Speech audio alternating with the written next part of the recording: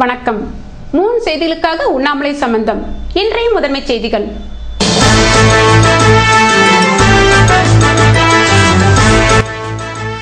சிறுமிகள் பாலியல் பலாத்கார வழக்கில் தலைமறைவாக உள்ளவர்கள் சரணடையாவிட்டால் படங்கள் வெளியீடு. சிபிசிஐடி எஸ்பி வெங்கடசாமி எச்சரிக்கை.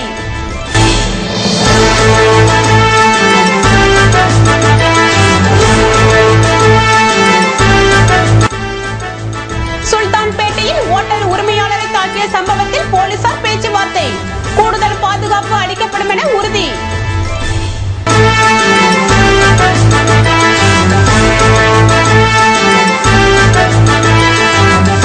திருக்காஞ்சி வைத்தியக்குப்பம் மாசிமக விழாவினை முன்னிட்டு பந்தல் அமைக்கும் பணிகள் தீவிரம்.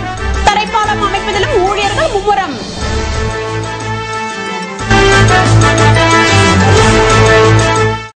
இனி விரிவான செய்திகள். சிறுமிகள் பாலியல் பலாத்காரம் செய்யப்பட்ட வழக்கில் தலைமறைவாக உள்ள போலீசார் சரணடையாவிட்டால் அவர்களின் புகைப்படங்கள் பத்திரிகையில் வெளியிடப்படும் என சிபிசிஐடி எஸ்பி வெங்கடசாமி எச்சரித்துள்ளார். புதுவையில் பரபரப்பை ஏற்படுத்திய சிறுமிகள் பலாத்காரம் செய்யப்பட்ட வழக்கில் 8 போலீசார் அடையாளம் காட்டப்பட்டனர். இதில் 3 பேர் நீதிமன்றத்தில் சரணடைந்துள்ள நிலையில் மீதமுள்ளவர்கள் இன்னமும் தலைமறைவாகவே உள்ளனர். சென்னை உயர்நீதிமன்றத்தில் முன்ஜாமீன் மனுக்கள் தள்ளுபடி செய்யப்பட்டுள்ள நிலையில் உச்சநீதிமன்றத்தில் ஜாமீன் பெற அவர்கள் முயற்சிகள் மேற்கொண்டுள்ளனர். இந்நிலையில் இவ்வழக்கை விசாரித்து வரும் சிபிசிஐடி காவல்துறை திங்கட்கிழமைக்குள் குற்றவாளிகள் சரணடையாவிட்டால் அவர்களின் புகைப்படங்கள் பத்திரிகைகள் மற்றும் போஸ்டர்களாக அச்சடித்து வெளியிடப்படும் என எச்சரித்துள்ளது. இது தொடர்பாக எஸ்பி வெங்கடசாமி கூறுகையில், சென்னை உயர்நீதிமன்றத்தில் முன்ஜாமீன் மனுக்கள் தள்ளுபடி செய்யப்பட்டுள்ள நிலையில் தொடர்ந்து தலைமறைவாக இருக்கும் போலீசார் திங்கட்கிழமைக்குள் சரணடையாவிட்டால் அவர்களின் படங்கள் வெளியிடப்படும் என்றார். புதுவை அருகே சுல்தான்பேட்டையில் வியாபாரி தாக்கப்பட்ட சம்பவம் தொடர்பாக காவல்துறையினர் பேச்சுவார்த்தை நடத்தினர். புதுவை அருகே உள்ள சுல்தான்பேட்டையில் ஞாயிற்றுக்கிழமை ஏற்பட்ட தகராறில் அங்கிருந்த ஓட்டல் உரிமையாளர் தாக்கப்பட்டார். இச்சம்பவத்தினால் அப்பகுதியில் பரபரப்பு ஏற்பட்ட நிலையில் பெட்ரோல் குண்டு வீசப்பட்டதாக கூறப்பட்டது. இந்நிலையில் வியாபாரிகளிடையே சுமூக நிலையை ஏற்படுத்தும் வகையில் இன்ஸ்பெக்டர் ரங்கநாதன் தலைமையில் காவல்துறையினர் சமாதான பேச்சுவார்த்தை நடத்தினர். ஓட்டல் உரிமையாளர் தாக்கப்பட்ட சம்பவத்தில் தொடர்புடையவர் மீது உரிய நடவடிக்கை எடுக்கப்பட்டுள்ளதாக உறுதியளித்தனர். மேலும் சுல்தான்பேட்டையில் ஓட்டல் உரிமையாளர்கள் மற்றும் வியாபாரிகளுக்கு பாதுகாப்பு அளிக்கப்படும் என உறுதியளிக்கப்பட்டது. இந்நிலையில் தாக்குதலில் காயமடைந்த ஓட்டல் உரிமையாளரை வணிகர் சங்க கூட்டமைப்பின் நிர்வாகிகள் சந்தித்து ஆறுதல் கூறினர். வில்லியனூர் அருகே திருக்காஞ்சி கோவிலில் மாசிமகம் நடைபெற இருப்பதால் இதற்கான ஏற்பாடுகள் தீவிரமாக நடைபெற்று வருகிறது. ஆண்டுதோறும் மாசி மாதம் மகம் நட்சத்திரத்தில் நடைபெறும் தீர்த்தவாரி பிரசித்தி பெற்றது. புதுவை திருக்காஞ்சி கங்கா நந்தீஸ்வரர் கோவிலில் நடைபெறும் மாசிமக விழாவில் இந்தியாவின் பல்வேறு பகுதியிலிருந்து பக்தர்கள் வருவது வழக்கம். அவர்கள் மாசி மகத்தன்று முன்னோர்களுக்கு திதி கொடுத்து இறைவனை வழிபடுவது வழக்கம். இதுவரை தென்கோபுர வாசல் வழியாக வந்து வழிபட்ட பக்தர்கள் இந்த ஆண்டு மேற்கு கோபுர வாசல் வழியாக வந்து இறைவனை வழிபடுவதற்காக கோவில் நிர்வாகத்தினர் ஏற்பாடுகளை செய்துள்ளனர். மேலும் மகத்திற்கு வரும் அனைத்து சாமி சிலைகளும் மேற்கு கோபுர வாசலை ஒட்டிய பகுதியிலேயே நிறுத்துவதற்கும் இடம் ஒதுக்கப்பட்டுள்ளது. பக்தர்களின் பாதுகாப்புக்காக திருக்காஞ்சி சாலை, கோவிலை சுற்றியுள்ள பல்வேறு இடங்களில் போலீசார் கண்காணிப்பு கேமராக்களை அமைக்க முடிவு செய்துள்ளனர். மேலும் நன்கு நீச்சல் தெரிந்த நீச்சல் வீரர்கள், படகுகளுடன் மீனவர்களும் தயார் நிலையில் உள்ளதாக கோவில் சிறப்பு அதிகாரி சீதாராமன் தெரிவித்துள்ளார்.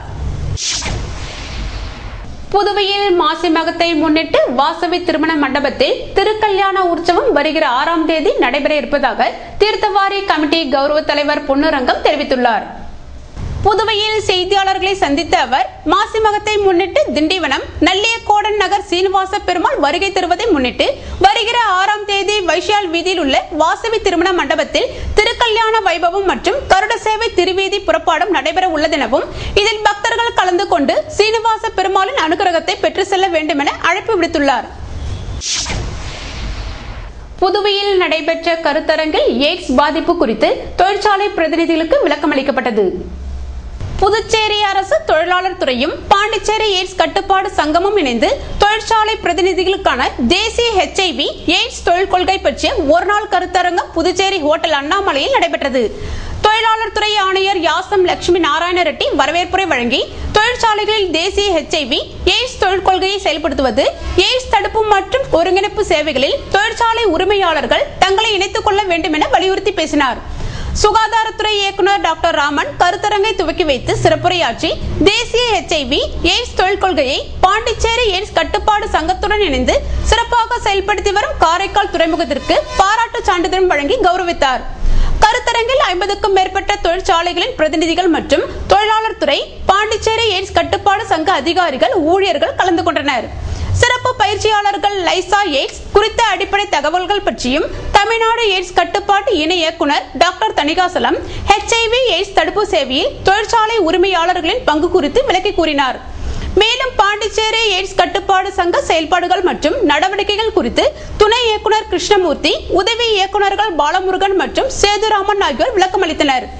புதுச்சேரி அரசு தொழிலாளர் துறை மருத்துவ ஆய்வாளர் டாக்டர் உதயகுமார், தொழில் மற்றும் வணிகத்துறை உதவி இயக்குனர் தினகரன், பிப்டிக் மேலாளர் ராமன், மாவட்ட தொழில் மையத்தின் துணை மேலாளர் தீபஞ்சான் மற்றும் தொண்ட நிறுவன திட்ட இயக்குனர் ரேணுகா அப்பாதுரை ஆகியோர் தொழிற்சாலை பிரதிநிதிகளுடன் தொழிலாளர்களுக்கான HIV எய்ட்ஸ் கட்டுப்பாடு குறித்த செயல் திட்டங்கள், அதற்கான கூட்டு பங்களிப்பிற்கான புரிந்துணர்வு ஒப்பந்தத்தை நடைமுறைப்படுத்துவது குறித்து கலந்து ஆலோசிக்கப்பட்டது. கருத்தரங்கின் நிறைவாக பயிற்சியில் கலந்து கொண்ட தொழிற்சாலை பிரதிநிதிகளுக்கு சான்றிதழ் மற்றும் தேசிய HIV எய்ட்ஸ் தொழில் கொள்கை சம்பந்தமான விழிப்புணர்வு விளக்க கையேட்டினை தொழிலாளர் துறை துணை ஆணையர் கிட்டி பலராம் வழங்கினார்.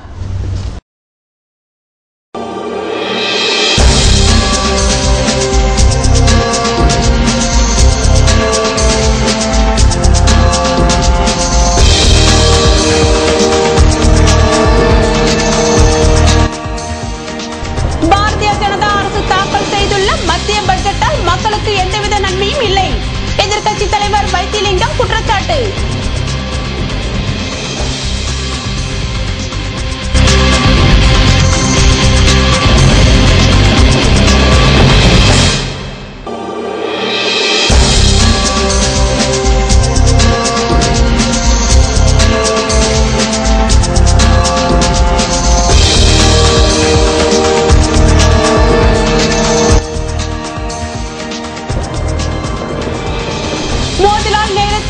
கல்லூரி முன்னாள் மாணவர்கள் சந்தித்து ஆலோசனை.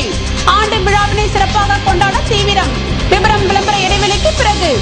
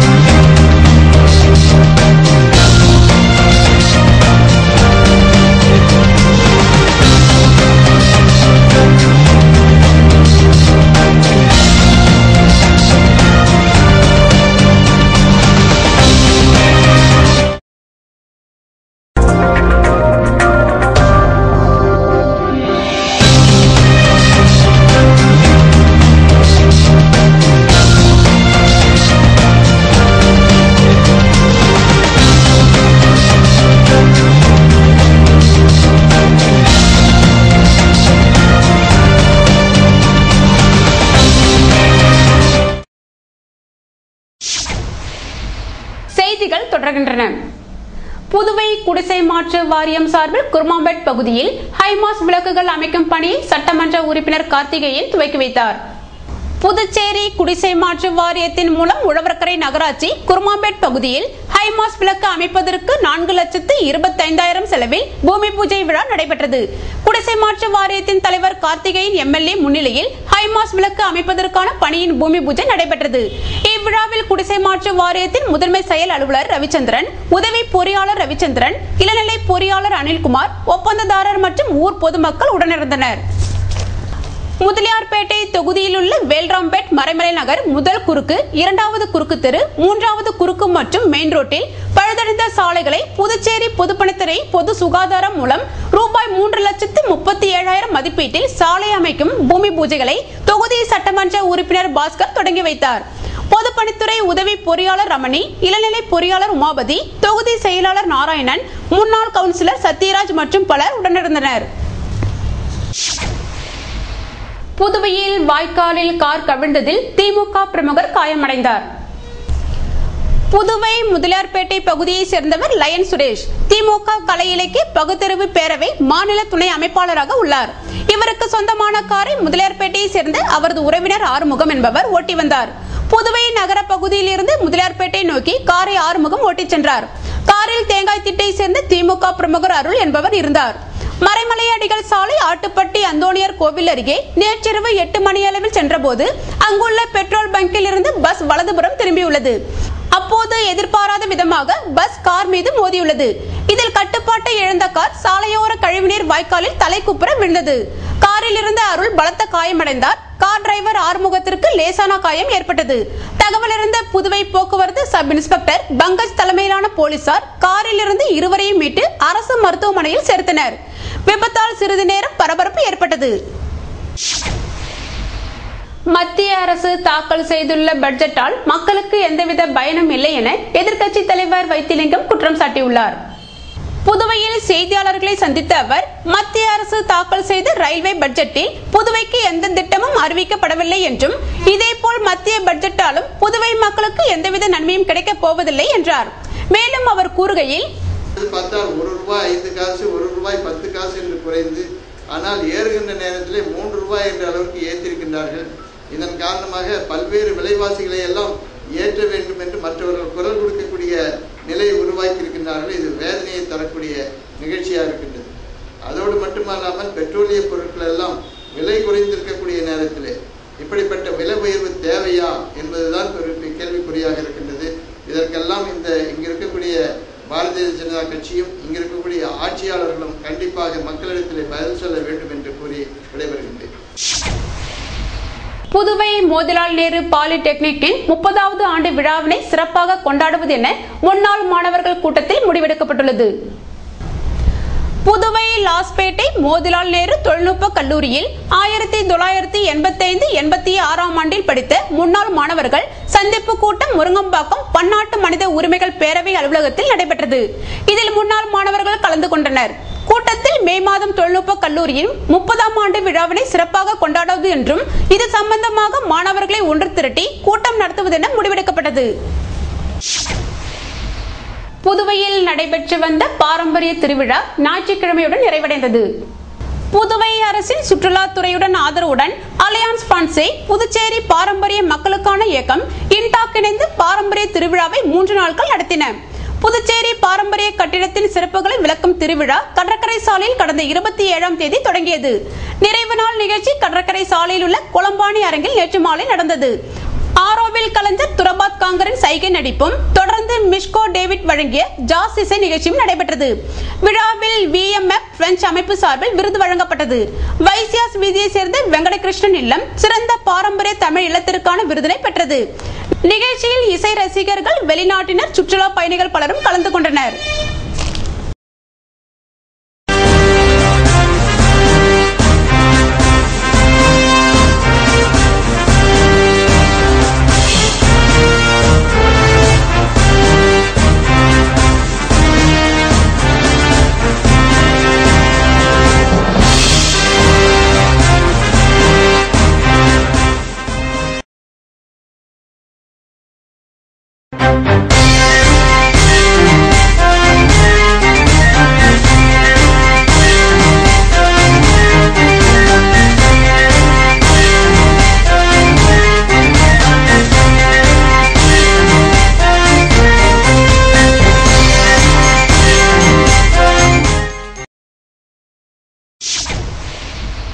செய்திகள் தொடர்கின்றன. பெட்ரோல் டீசல் விலை உயர்வை கண்டித்து மார்க்சிஸ்ட் கம்யூனிஸ்ட் கட்சியினர் ஆர்ப்பாட்டத்தில் ஈடுபட்டனர். மத்தியில் ஆளும் பாரதிய ஜனதா அரசின் பட்ஜெட் மற்றும் பெட்ரோல் டீசல் விலை உயர்வை கண்டித்து மார்க்சிஸ்ட் கம்யூனிஸ்ட் கட்சியின் சார்பில் கண்டன ஆர்ப்பாட்டம் நடைபெற்றது. இதற்கு மாநில செயலாளர் ராஜாங்கம் தலைமை தாங்க இதில் கட்சியின் நிர்வாகிகள் மற்றும் ஆட்டோ ஓட்டுநர்கள் கலந்து கொண்டனர். இதேபோல் 7வது ஊதிய குழுவின் பரிந்துரையை அமல்படுத்த வேண்டும் என்பது உட்பட பல்வேறு கோரிக்கையை வலியுறுத்தி சட்டமன்றம் முன்பாக அரசு ஊழியர் மத்திய கூட்டமைப்பின் சார்பில் தர்ணா போராட்டம் நடத்தப்பட்டது. கூட்டமைப்பின் தலைவர் மதுரகவி தலைமை தாங்க பொதுச் செயலாளர் லட்சுமணசாமி சிறப்புரையாற்றினார். இதில் கூட்டமைப்பின் நிர்வாகிகள் மற்றும் ஊழியர்கள் கலந்து கொண்டனர்.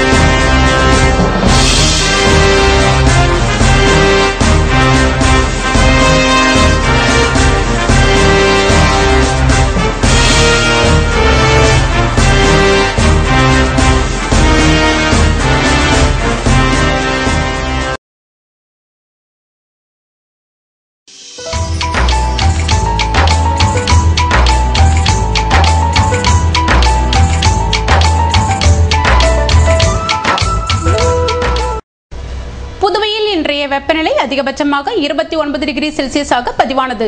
நாளைய வானிலை 30 டிகிரி செல்சியஸாக காணப்படுவதுடன் இரவில் குளிருக்கு வாய்ப்பிருப்பதாக வானிலை மையம் தெரிவித்துள்ளது. புதுவை கடற்கரையிலிருந்து சுமார் 50 கிலோமீட்டர் தூரம் வரை இன்று 3 அடியாக காணப்பட்ட கடல் அலை உயரம் நாளை 2 அடியாக காணப்படும் என்றும் தென்மேற்கு திசையிலிருந்து 21 கிலோமீட்டர் வேகத்தில் காற்று வீசும் என்று சென்னை வானிலை மையம் தெரிவித்துள்ளது.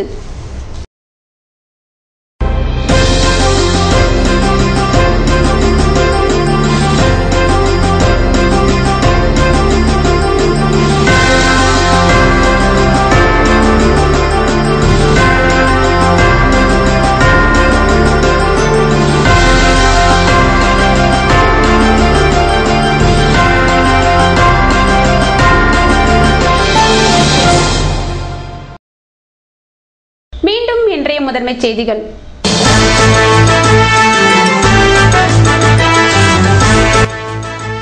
சிறுமிகள் பாலியல் பலாத்கார வழக்கில் தலைமறைவாக உள்ளவர்கள் சரணடையாவிட்டால் படங்கள் வெளியீடு. சிபிசிஐடி எஸ்பி வெங்கடசாமி எச்சரிக்கை.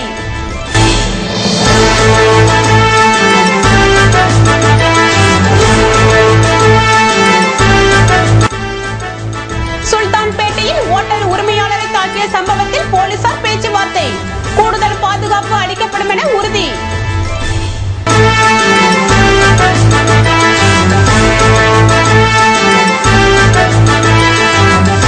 திருக்காஞ்சி வைத்தியக்குப்பம் மாசிமக விழாவினை முன்னிட்டு பந்தல் அமைக்கும் பணிகள் தீவிரம்.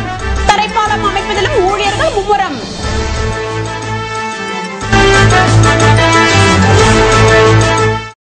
இத்துடன் செய்திகள் நிறைவடைந்தன. வணக்கம்.